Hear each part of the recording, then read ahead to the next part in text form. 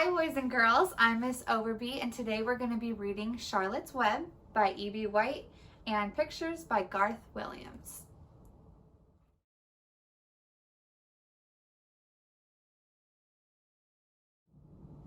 Alright, let's get started. Chapter 1, Before Breakfast. "Where's Papa going with that axe?" said Fern to her mother as they were setting the table for breakfast. "Out to the hog house," replied Mrs. Arable. "Some pigs were born last night." "I don't see why he needs an axe," continued Fern, who was only 8. "Well," said her mother, "one of the pigs is a runt. It's very small and weak, and it'll never amount to anything. So your father has decided to do away with it." "Do away with it?" shrieked Fern. "You mean kill it, just because it's smaller than the others?" Mrs. Arable put a pitcher of cream on the table. "Don't yell, Fern," she said. "Your father is right. The pig would probably die anyway." Fern pushed a chair out of the way and ran outdoors. The grass was wet and the earth smelled of springtime. Can't you just smell it? I can already smell the springtime. Fern's sneakers were sopping by the time she caught up to her father. "Please don't kill it," she sobbed. "It's unfair." Mr. Arable stopped walking. "Fern," he said gently, "you will have to learn to control yourself." "Control myself?" yelled Fern. "This is a matter of life and death, and you talk about controlling myself?" Tears ran down her cheeks, and she took hold of the axe and tried to pull it out of her father's hands. Here is a picture of Fern trying to do so from her father.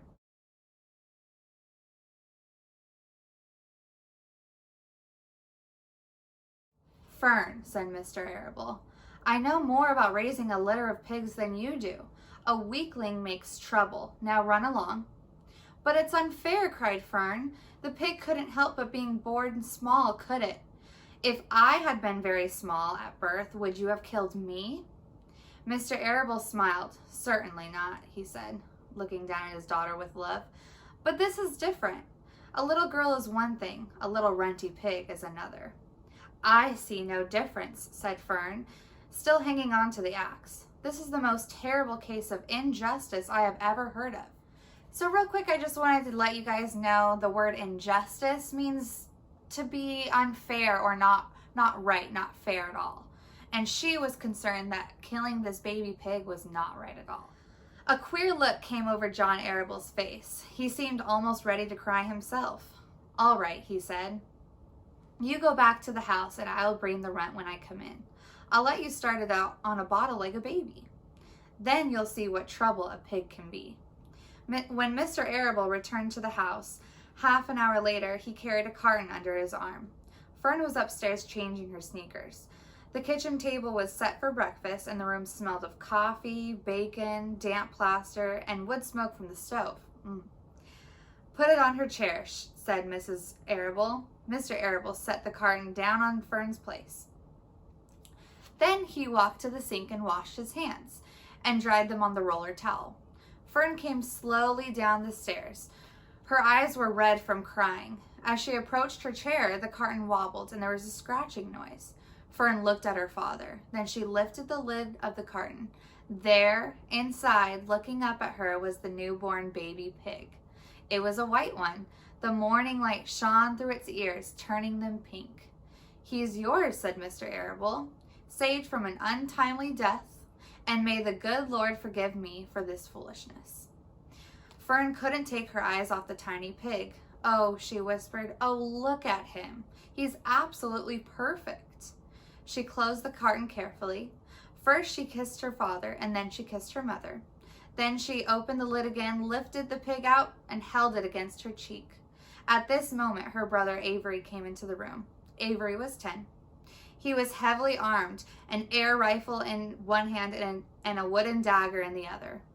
"What's that?" he demanded. "What's Fern got?" "She's got a guest for breakfast," said Mrs. Arable. "Wash your hands and face, Avery." "Let's see it," said Avery, setting his gun down. "You call that miserable thing a pig? That's a fine specimen of a pig. It's no bigger than a white rat." "Wash up and eat your breakfast, Avery," said his mother. "The school bus will be along in half an hour." "Can I have a pig too, Pop?" said Avery. No, I only distribute pigs to early risers, said Mr. Arable. Fern was up at daylight, trying to rid the world of injustice. As a result, she now has a pig. A small one, to be sure, but nevertheless, a pig. It just shows what can happen if a person gets out of bed promptly. Let's eat. But Fern couldn't eat until her pig had had a drink of milk. Mrs. Arable found a baby's nursing bottle and a rubber nipple. She poured warm milk into the bottle, fitted the nipple over the top, and handed it to Fern. Gave him his breakfast, she said. A minute later, Fern was seated on the floor in the corner of the kitchen and with her infant between her knees, teaching it to suck from a bottle. The pig, although tiny, had a good appetite and caught on quickly. And here is Fern feeding her baby pig. The school bus honked from the road. Run, commanded Mrs. Arable, taking the pig from Fern and slipping a donut into her hand. Avery grabbed his gun and another donut. The children ran out to the road and climbed into the bus. Fern took no notice of the others in the bus. She just sat and stared out the window, thinking what a blissful world it was and how lucky she was to have an entire charge of a pig. By the time the bus reached school, Fern had named her pet, selecting the most beautiful name she could think of. Its name is Wilbur, she whispered to herself. She was still thinking about the pig when the teacher said, Fern, what is the capital of Pennsylvania? Wilbur, replied Fern dreamily. The pupils giggled. Fern blushed. Chapter 2, Wilbur. Fern loved Wilbur more than anything. She loved to stroke him, to feed him, to put him to bed. Every morning, as soon as she got up, she warmed his milk, tied his bib on, and held a bottle for him. Every afternoon, when the school bus stopped in front of her house, she jumped out and ran to the kitchen to fix another bottle for him. She fed him again at supper time, and then again just before going to bed. Mrs. Arable gave him a feeding around noontime each day when Fern was away in school. Wilbur loved his milk, and he was never happier than when Fern was warming up a bottle for him. He would stand and gaze up at her with adoring eyes. For the first few days of his life, Wilbur was allowed to live in a box near the stove in the kitchen. Then, when Mrs. Arable complained, he was moved to a bigger box in the woodshed. At 2 weeks of age, he was moved outdoors. It was apple blossom time, and the days were getting warmer. Mr. Arable fixed a small yard specially for Wilbur under an apple tree, and gave him a large wooden box full of straw with a doorway cut in it so that he could walk in and out as he pleased. Won't he be cold at night? Asked Fern. No, said her father. You watch and see what he does. Carrying a bottle of milk, Fern sat down under the apple tree inside the yard. Wilbur ran to her, and she held the bottle for him while he sucked. When he finished the last drop, he grunted and walked sleepily into the box. Here's a picture of Fern and Wilbur and the box under the apple tree. Looks like he's got a pretty cool home.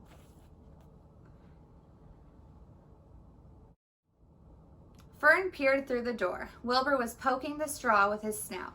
In a short time, he had dug a tunnel in the straw. He crawled into the tunnel and disappeared from sight, completely covered with straw. Fern was enchanted. It relieved her mind to know that her baby would sleep covered up and would stay warm.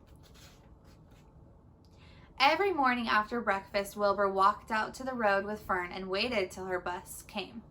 She would wave goodbye to him, and he would stand and watch the bus until it vanished around the turn. While Fern was in school, Wilbur was shut up inside his yard. But as soon as she got home in the afternoon, she would take him out, and he would follow her around the place. If she went inside the house, Wilbur went too. If she went upstairs, Wilbur would wait at the bottom step until she came down again. If she took her doll for a walk in the doll carriage, Wilbur followed along. Sometimes on these journeys, Wilbur would get tired, and Fern would pick him up and put him in the carriage alongside the doll. He liked this, and if he was very tired, he would close his eyes and go to sleep under the doll's blanket. Here's a picture of Fern and Wilbur and the baby doll in the baby stroller. Imagine that you had a little baby pig and you got to give it a walk in a baby stroller. That would be pretty cool. He looked cute when his eyes were closed because his eyelashes were so long. The doll would close her eyes too, and Fern would wheel the carriage very slowly and smoothly so as not to wake her infants. One warm afternoon, Fern and Avery put on bathing suits and went down to the brook for a swim. Wilbur tagged along at Fern's heels. When she waded into the brook, Wilbur waded in with her. He found the water quite cold, too cold for his liking. So while the children swam and played and splashed water at each other, Wilbur amused himself in the mud along the edge of the brook, where it was warm and moist and delightfully sticky and oozy. Every day was a happy day, and every night was peaceful. Sounds like Wilbur's having a pretty good life, and it sounds like he's really happy. Wilbur was what farmers called a spring pig, which simply means that he was born in the springtime. When he was 5 weeks old, Mr. Arable said that he was now big enough to sell and would have to be sold. Fern broke down and wept, but her father was firm about it. Wilbur's appetite had increased, and he was beginning to eat scraps of food in addition to milk. Mr. Arable was not willing to provide for him any longer. He had already sold Wilbur's 10 brothers and sisters. "He's got to go, Fern," he said. "You have had your fun raising a baby pig, but Wilbur is not a baby any longer, and he has got to be sold." "Call up the Zuckermans," suggested Mrs. Arable to Fern. "Your Uncle Homer sometimes raises a pig, and if Wilbur goes there to live, you can walk down the road and visit him as often as you'd like." "How much money should I ask him for?" Fern wanted to know. "Well," said her father, "he's a runt. Tell your Uncle Homer you've got a pig you'll sell for $6 and see what he says." It was soon arranged. Fern phoned and got her Aunt Edith, and her Aunt Edith hollered for Uncle Homer, and Uncle Homer came in from the barn and talked to Fern. When he heard that the price was only $6, he said that he would buy the pig. Next day, Wilbur was taken from his home under the apple tree and went to live in a manure pile in the cellar of Zuckerman's barn. Chapter 3. Escape. The barn was very large. It was very old. It smelled of hay and it smelled of manure. It smelled of the perspiration of tired horses and the wonderful sweet breath of a patient cow. It often had a sort of peaceful smell, as though nothing bad could ever happen ever again in the world. It smelled of grain and of harness, dressing, and of axle grease and of rubber boots and of new rope. And whenever the cat was given a fish head to eat, the barn would smell of fish. But mostly it smelled of hay, for there was always hay in the great loft up overhead, and there was always hay being pitched down to the cows and to the horses and to the sheep. The barn was pleasantly warm in the winter when the animals spent most of their time indoors, and it was pleasantly cool in the summer when the big doors stood wide open to the breeze. The barn had stalls on the main floor for the work horses, tie-ups on the main floor for the cows, a sheepfold down below for the sheep, and a pig pen down below for Wilbur. And it was full of all sorts of things that you find in barns.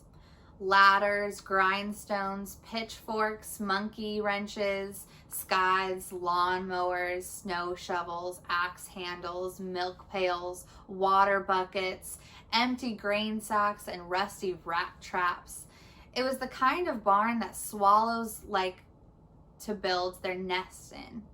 It was the kind of barn that children like to play in. And the whole thing was owned by Fern's uncle, Mr. Homer L. Zuckerman. Wilbur's new home was in the lower part of the barn, directly underneath the cows. Mr. Zuckerman knew that a manure pile is a good place to keep a young pig. Pigs need warmth, and it was warm and comfortable down there in the barn cellar on the south side. Fern came along almost every day to visit him. She found an old milking stool that had been discarded, and she placed the stool in the sheepfold next to Wilbur's pen. Here she sat quietly during the long afternoons, thinking and listening and watching Wilbur. Here's a picture of Fern watching Wilbur.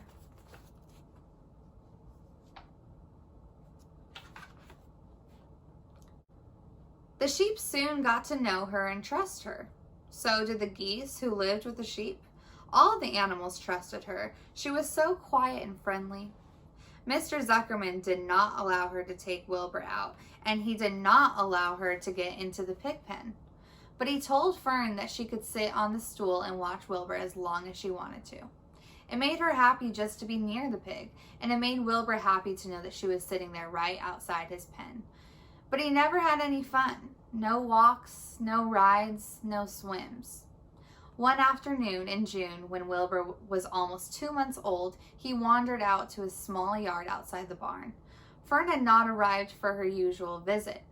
Wilbur stood in the sun, feeling lonely and bored. Can you just imagine how sad he must have felt? There is never anything to do around here, he thought.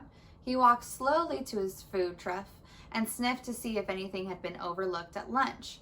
He found a small strip of potato skin and ate it. His back itched, so he leaned against the fence and rubbed against the boards.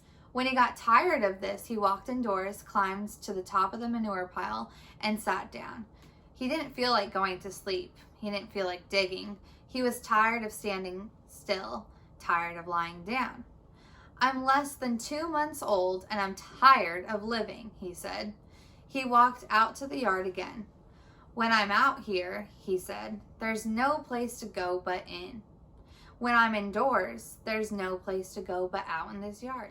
I'm sure you guys can probably relate to Wilbur because we're in this huge pandemic and there's not a lot of places to go, not a lot of things to do, and it might get a little boring sometimes. That's where you're wrong, my friend, said a voice. Wilbur looked through the fence and saw the goose standing there. You don't have to stay in that dirty little yard, said the goose, who talked rather fast. One of the boards is loose. Push on it, push on it, push on it, push on it, and come on out. What? Said Wilbur.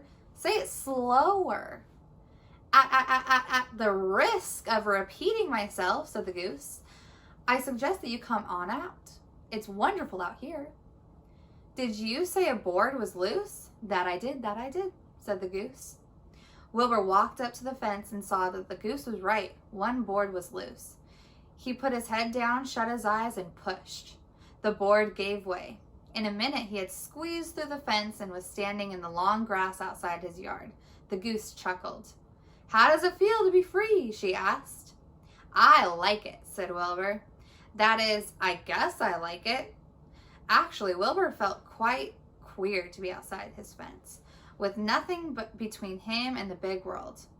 Where do you think I'd better go? Anywhere you like, said the goose. Go down through the orchard, root up the sod. Go down through the garden, dig up the radishes. Root up everything. Eat grass. Look for corn. Look for oats.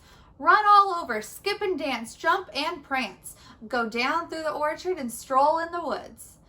The world is a wonderful place when you're young. I can see that, replied Wilbur. He gave a little jump in the air, twirled, ran a few steps, stopped, looked all around, sniffed the smells of the afternoon, and then set off walking down the orchard. Pausing in the shade of an apple tree, he put his strong snout to the ground and began pushing, digging, and rooting. He felt very happy. He had plowed up quite a piece of ground before anyone had noticed him. Mrs. Zuckerman was the first to see him. She saw him from the kitchen window, and she immediately shouted for the men. Homer! She cried. Pigs out! Lurvy! Pigs out! Homer! Lurvy! Pigs out! He's down there under that apple tree. Now the trouble starts, thought Wilbur. Now I'll catch it. The goose heard the racket, and she too started hollering. Run, run, run! Downhill! Make for the woods! The woods! She shouted to Wilbur. They'll never, ever catch you in the woods. The Cocker Spaniel heard the commotion, and he ran out from the barn to join the chase. Mr. Zuckerman heard, and he came out of the machine shed where he was mending a tool. Lurvy, the hired man, heard the noise and came up from the asparagus patch where he was pulling weeds. Everybody walked toward Wilbur, and Wilbur didn't know what to do. The woods seemed a long way off, and anyway, he had never been down there in the woods and wasn't sure that he would like it. Get around behind him, Lurvy, said Mr. Zuckerman, "and drive him toward the barn. And take it easy. Don't rush him. I'll go and get a bucket of slops." The news of Wilbur's escape spread rapidly among the animals of the place. Whenever any creature broke loose on Zuckerman's farm, the event was of great interest to the others. The goose shouted to the nearest cow that Wilbur was free, and soon all of the cows knew. And then one of the cows told the sheep, and soon all the sheep knew. The lambs learned about it from their mothers. The horses in their stalls in the barn pricked up their ears when they heard the goose hollering, and soon the horses had caught on to what was happening. "Wilbur's out," they said. Every animal stirred and lifted its head and became excited to know that one of his friends had got free and was no longer penned up or tied fast. Wilbur didn't know what to do or which way to run. It seemed as though everybody was after him. "If this is what it's like to be free," he thought, "I believe I'd rather be pinned up in my own yard." The Cocker Spaniel was sneaking up on him from one side. Lurvy, the hired man, was sneaking up on him from the other side. Mrs. Zuckerman stood ready to head him off if he started for the garden, and now Mr. Zuckerman was coming down toward him carrying a pail.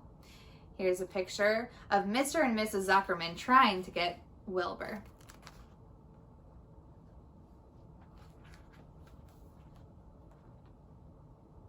"This is really awful," thought Wilbur. "Why doesn't Fern come?" He began to cry. The goose took command and began to give orders. "Don't just stand there, Wilbur. Dodge about, cried the goose. "Skip around, run toward me, slip in and out, in and out, in and out. Make for the woods, twist and turn." The Cocker Spaniel sprang for Wilbur's hind leg. Wilbur jumped and ran. Lurvy reached out and grabbed. Mrs. Zuckerman screamed at Lurvy. The goose cheered for Wilbur. Wilbur dodged between Lurvy's legs. Lurvy missed Wilbur and grabbed the spaniel instead. Nicely done, cried the goose. Try it again. "Run downhill," suggested the cows. "Run toward me," yelled the gander. "Run uphill," cried the sheep. "Turn and twist," honked the goose. "Jump and dance," said the rooster.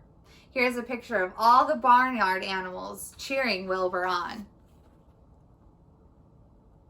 Can you imagine the chaos that Wilbur's creating at the barn? "Look out for Lurvy," called the cows. "Look out for Zuckerman," called the gander. "Watch out for the dog," cried the sheep. Listen to me, screamed the goose. Poor Wilbur was dazed and frightened by all this hullabaloo. He didn't like being the center of all this fuss. He tried to follow the instructions his friends were giving him, but he couldn't run downhill and uphill at the same time. He couldn't turn and twist when he was jumping and dancing, and he was crying too hard to barely see anything that was actually happening.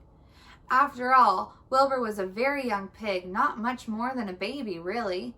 He wished Fern was there to take care of him in her arms and comfort him. When he looked up and saw Mr. Zuckerman standing quite close to him, holding a pail of warm slops, he felt relieved. He lifted his nose and sniffed. The smell was delicious. Warm milk, potato skins, wheat middlings, Kellogg's cornflakes, and a popover left from the Zuckerman's breakfast. "Come, pig," said Mr. Zuckerman, tapping the pail. "Come, pig." Wilbur took a step toward the pail. No, said the goose. "It's the old pail trick, Wilbur. Don't fall for it. He's trying to lure you back into captivity. He's appealing to your stomach." Wilbur didn't care. The food smelled appetizing. He took another step toward the pail. Pig, said Mr. Zuckerman in a kind voice, and began walking slowly toward the barnyard, looking all about him innocently, as if he didn't know that a white pig was following along behind him. "You'll be sorry, called the goose. Wilbur didn't care. He kept walking toward the pail of slops. "You'll miss your freedom," honked the goose. "An hour of freedom is worth a barrel of slops." Wilbur didn't care. When Mr. Zuckerman reached the pig pen, he climbed over the fence and poured the slops into the trough. Then he pulled the loose board away from the fence so that there was a wide hole for Wilbur to walk through. Reconsider, cried the goose. Wilbur paid no attention. He stepped through the fence into his yard. He walked through the trough and took a long drink of slop, sucking in the milk hungrily and chewing the popover. It was good to be home again. While Wilbur ate, Lurvy fetched a hammer and some 8-penny nails and nailed the board in place. Then he and Mr. Zuckerman leaned lazily on the fence, and Mr. Zuckerman scratched Wilbur's back with a stick. "He's quite a pig," said Lurvy. "Yes, he'll make a good pig," said Mr. Zuckerman. Wilbur heard the words of praise. He felt the warm milk inside his stomach. He felt the pleasant rubbing of the stick along his itchy back. He felt peaceful and happy and sleepy. This had been a tiring afternoon. It was still only about 4 o'clock, but Wilbur was ready for bed. "I'm really too young to go out into the world alone," he thought as he lay down. Chapter 4. Loneliness. The next day was rainy and dark. Rain fell on the roof of the barn and dripped steadily from the eaves. Rain fell in the barnyard and ran in the crooked courses down into the lane where thistles and pigweed grew. Rain splattered against Mrs. Zuckerman's kitchen windows and came gushing out of the downspouts. Rain fell on the backs of the sheep as they grazed in the meadow. When the sheep were tired of standing in the rain, they walked slowly up the lane and into the fold. Rain upset Wilbur's plans. Wilbur had planned to go out this day and dig a new hole in the yard. He had other plans too. His plans for the day went something like this. Breakfast at 6:30, skim milk, crusts, middlings, bits of donuts, wheat cakes with drops of maple syrup sticking to them, potato skins, leftover custard pudding with raisins and bits of shredded wheat. Breakfast would be finished at 7. From 7 to 8, Wilbur planned to have a talk with Templeton, the rat that lived under his trough. Talking with Templeton was not the most interesting occupation in the world, but it was better than nothing. From 8 to 9, Wilbur planned to take a nap outdoors in the sun. From 9 to 11, he planned to dig a hole or trench and possibly find something good to eat buried in the dirt. From 11 to 12, he planned to stand still and watch flies on the boards, watch bees in the clover, and watch swallows in the air. 12 o'clock, lunchtime. Middlings, warm water, apple parings, meat gravy, carrot scrapings, meat scraps, stale hominy, and the wrapper off a package of cheese. Well, I don't know about you guys, but I'm getting a little hungry. Lunch would be over at 1. From 1 to 2, Wilbur planned to sleep. From 2 to 3, he planned to scratch itchy places by rubbing against the fence. From 3 to 4, he planned to stand perfectly still and think of what it is like to be alive and to wait for Fern. At 4 would come supper, skim milk, provender, leftover sandwich from Lurvy's lunchbox, prune skins, a morsel of this, a bit of that, fried potatoes, marmalade drippings, a little more of this, a little more of that, a piece of baked pie, and a scrap of upside-down cake. This pig has the best meals, probably better than us. Wilbur had gone to sleep thinking about these plans. He woke at 6 and saw the rain, and it seemed as though he couldn't bear it. "I get everything all beautifully planned out, and it has to go in rain," he said. For a while, he stood gloomily indoors. Then he walked to the door and looked out. Drops of rain struck his face. His yard was cold and wet. His trough had an inch of rainwater in it. Templeton was nowhere to be seen. "Are you out there, Templeton?" called Wilbur. There was no answer. Suddenly, Wilbur seemed very lonely and friendless. One day, just like another, he groaned, "I'm very young. I have no real friends in here, in this barn. It's going to rain all morning and all afternoon, and Fern won't come in such a bad weather." "Oh, honestly," said Wilbur, as he was crying again for the second time in 2 days. At 6:30, Wilbur heard the banging of a pail. Lurvy was standing outside in the rain stirring up breakfast.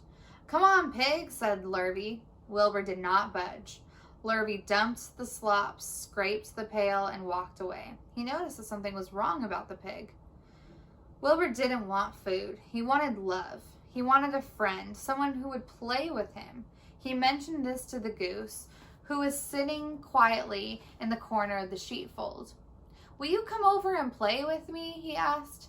"Sorry, Sonny, sorry," said the goose. "I'm sitting on my eggs. 8 of them. Got to keep them toasty warm. I have to stay right here. I'm no flibbery gibbet. I do not play when there are eggs to hatch. I'm expecting goslings." "Well, I didn't think that you were expecting woodpeckers," said Wilbur bitterly. Wilbur next tried one of the lambs. "Will you please play with me?" he asked. "Certainly not," said the lamb. "In the first place, I cannot get into your pen, as I am not old enough to jump over the fence. In the second place, I am not interested in pigs. Pigs mean less than nothing to me." "What do you mean, less than nothing?" replied Wilbur. "I don't think there is any such thing as less than nothing. Nothing is absolutely the limit of nothingness. It's the lowest you can go. It's the end of the line. How can something be less than nothing? If there were something that was less than nothing, then nothing would not be nothing. It would be something, even though it's just a very little bit of something. But if nothing is nothing, then nothing has nothing that is less than nothing." "Oh, be quiet," said the lamb. "Go play by yourself. I don't play with pigs." Sadly, Wilbur lay down and listened to the rain. Soon he saw the rat climbing down a slanting board that he used as a stairway. "Will you play with me, Templeton?" asked Wilbur. "Play?" said Templeton, twirling his whiskers. "Play? I hardly know the meaning of the word." "Well," said Wilbur, "it means to have fun, to frolic, to run and skip and make merry." "I never do those things if I can avoid them," replied the rat sourly. "I prefer to spend my time eating, gnawing, spiting, and hiding. I am a glutton, but not a merrymaker. Right now I am on my way to your trough to eat your breakfast, since you haven't got any sense to eat it yourself." And Templeton the rat crept stealthily along the wall and disappeared into a private tunnel that he had dug between the door and the trough in Wilbur's yard. Templeton was a crafty rat, and he had things pretty much his own way. The tunnel was an example of his skill and cunning. The tunnel enabled him to get from the barn to his hiding place under the pig trough without coming out into the open. He had tunnels and runways all over Mr. Zuckerman's farm and could get from one place to another without being seen. Usually he slept during the day and abroad only after dark. Wilbur watched him disappear into his tunnel. In a moment he saw the rat's sharp nose poke out from underneath the wooden trough. Cautiously, Templeton pulled himself up over the edge of the trough. This was almost more than Wilbur could stand, on this dreary, rainy day, to see his breakfast being eaten by somebody else. He knew Templeton was getting soaked out there in the pouring rain, but even that didn't comfort him. Friendless, dejected, and hungry, he threw himself down into the manure and sobbed. Late that afternoon, Lurvy went to Mr. Zuckerman. "I think there's something wrong with that pig of yours. He hasn't touched his food." Here's a picture of Wilbur crying in the hay and feeling very, very sad.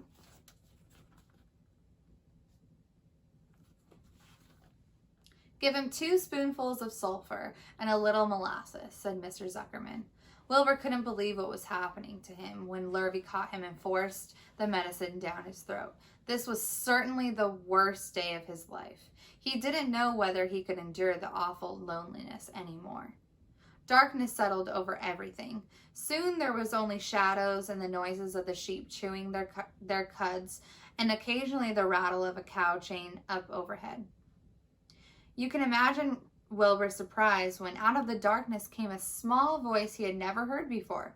It sounded rather thin but pleasant. "Do you want a friend, Wilbur?" it said. "I'll be a friend to you. I've watched you all day and I like you." "But I can't see you," said Wilbur, jumping to his feet. "Where are you, and who are you?" "I'm right up here," said the voice. "Go to sleep. You'll see me in the morning."